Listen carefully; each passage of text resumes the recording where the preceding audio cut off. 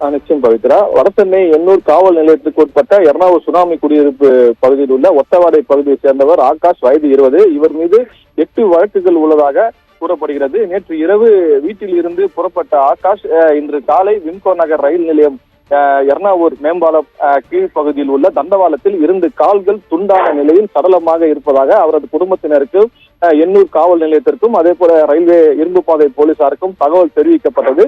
சம்பவ இடத்திற்கு வந்த ரயில்வே இரும்பு பாதை போலீசாரும் எண்ணூர் போலீசாரும் பிரேதத்தை கைப்பற்றி விசாரணை செய்து வருகின்றனர். மேலும் ஆகாஷ் சடலம் இருக்கக்கூடிய சடலத்தின் அருகில் சிறிய கோடாலி ஒன்று இருக்கிறது. ஏற்கனவே அடிதடி உள்ளிட்ட 8 வழக்குகளில் தொடர்புடைய ஆகாஷை யாரேனும் கொலை செய்து உள்ளார்களா அல்லது தண்டவாளத்தை கடக்கும் போது ரயிலில் அடிபட்டு பலியானாரா என்ற கோணத்தில் போலீசார் விசாரணை செய்து வருகின்றனர். மேலும் உடலை கைப்பற்றி அரசு ஸ்டான்லி மருத்துவமனைக்கு பிரேத பரிசோதனைக்காக போலீசார் அனுப்பி வைத்துள்ளனர்.